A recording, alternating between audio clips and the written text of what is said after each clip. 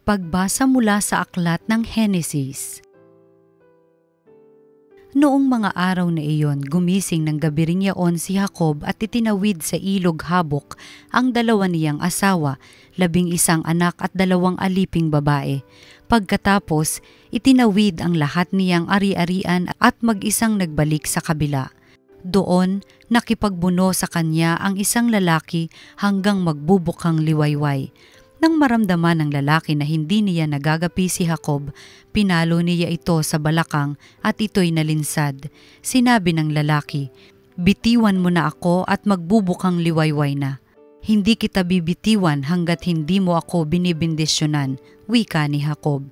Tinanong ng lalaki kung sino siya at sinabi niyang siya'y si Jacob. Sinabi sa kanya ng lalaki, "Mula ngayoy Israel na ang itatawag ko sa iyo, hindi na Jacob, sapagkat nakipaglaban ka sa Diyos at sa mga tao at ikaw ay nagtagumpay." "Ano pong ngalan ninyo?" tanong ni Jacob. "Bakit gusto mo pang malaman?" tanong naman ng lalaki at binasbasan niya si Jacob. Sinabi ni Jacob, "Nakita ko ng mukhaan ng Diyos, gayon may buhay pa rin ako," at tinawag niyang Peniel ang lugar na iyon. Sikat na ang araw nang umalis siya roon at pipilay-pilay na lumakad. Iyon ang dahilan kung bakit hanggang ngayon hindi kinakain ng mga Israelita ang litid ng pigi ng hayop, sapagkat iyon ang bahaging napilay kay Jacob. Ang salita ng Diyos.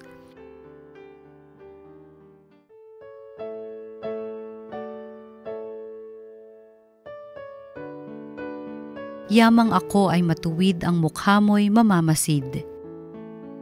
Dinggin mo po, Panginoon, ang tapat kong panawagan. Poon ako ay dinggin mo sa daing ko na tulungan.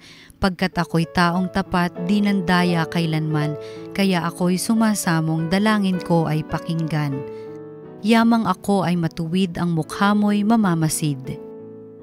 Hahatol ka sa panig ko sa pasya mong ibibigay, pagkat iyong natatanto ang tunay na katwiran. Ang tibukin ng puso ko ay lubos mong nababatid. Sa piling ko naroon ka't kahit gabi nagmamasid. Ako'y iyong sinisiyasat na sumpungan mong matuwid. Tapat ako kung mangusap, ang layunin ay malinis. Yamang ako ay matuwid, ang mukha mo'y mamamasid. Ang daing ko, Panginoon, ay lagi mong dinirinig, kaya ako'y dumudulog at sa iyo humihibik. Sa amin ay ipadama yaong banal mong pag-ibig. Sa piling mo'y ligtas kami sa kamay ng malulupit. Yamang ako ay matuwid, ang mukha mo'y mamamasid. Kung paanong sa mata mo'y lubos ang iyong pag-iingat, gayon ako ingatan mo sa lilim ng iyong pakpak. Yamang ako ay matuwid, ang mukha mo'y mamamalas, kapag ako ay nagising sa piling mo'y magagalak. Yamang ako ay matuwid, ang mukha mo'y mamamasid. Ang mabuting balita ng Panginoon ayon kay San Mateo. Noong panahong iyon, dinala kay Jesus ang isang piping inaalihan ng demonyo. Pinalayas ni Jesus ang demonyo at nakapagsalita ang pipe. Namangha ang mga tao at sinabi nila, "Kailan may walang nakitang katulad nito sa Israel?" Datapwat sinabi ng mga Pariseyo, ang prinsipe ng mga demonyo ay nagbigay sa kanya ng kapangyarihang magpalayas ng mga demonyo. Nilibot ni Jesus ang mga bayan at nayon at nagturo sa mga sinagoga. Ipinangaral niya ang mabuting balita tungkol sa paghahari ng Diyos at pinagaling ang mga may sakit, anuman ang kanilang karamdaman. Nang makita niya ang napakaraming tao, nahabag siya sa kanila sapagkat sila'y lito at lupaypay, parang mga tupang walang pastol. Kaya't sinabi niya sa kanyang mga alagad, "Sagana ang anihin, ngunit kakaunti ang mag-aani. Idalangin ninyo sa may-ari ng anihin na magpadala siya ng mga manggagawa sa kanyang aanihin." Ang mabuting balita ng Panginoon. Pinupuri ka namin, Panginoong Hesukristo.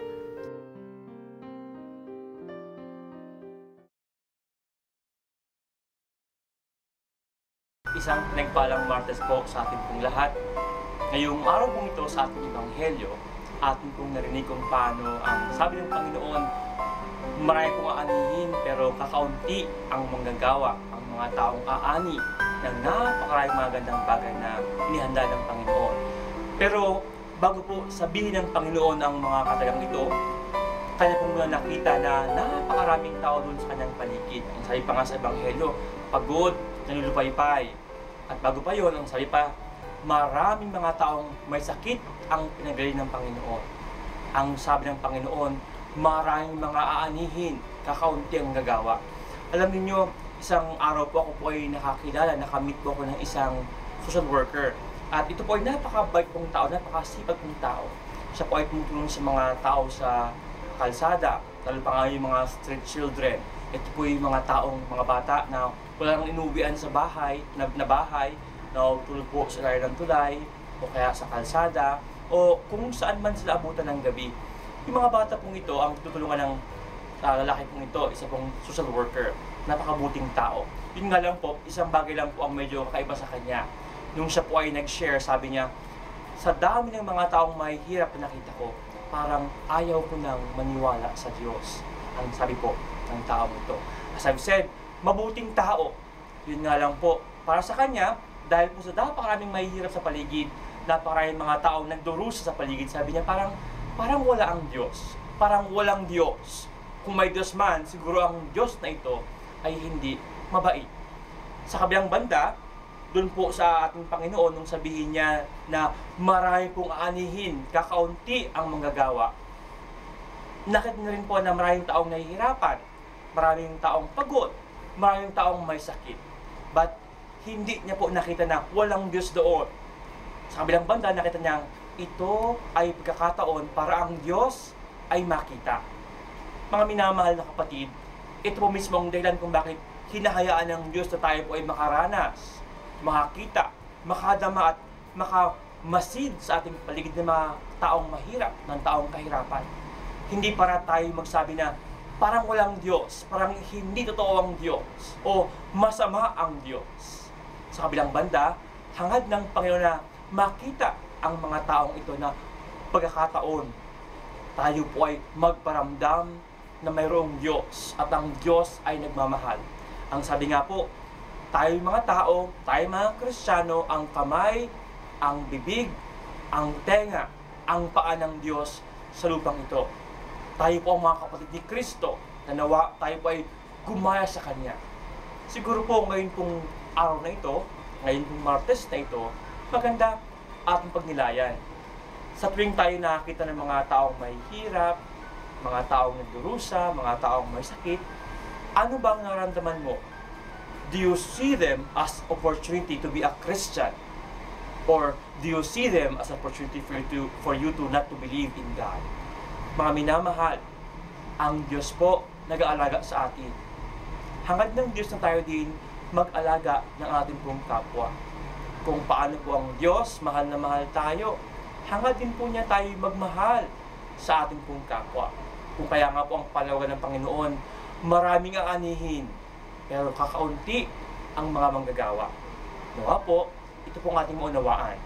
Ang bawat pagkakataon sa ating paligid, ang kahirapan, ang mga pagkakasakit ng mga tao, ito po ay pagkakataon para tayo mga Kristiyano, iparamdam sa kanila, totoo ang Diyos, buhay ang Diyos, at mahal sila ng Diyos sa pamamagitan ng ating mga paggawa, ng ating mabubuting salita, at mga gandang halimbawa.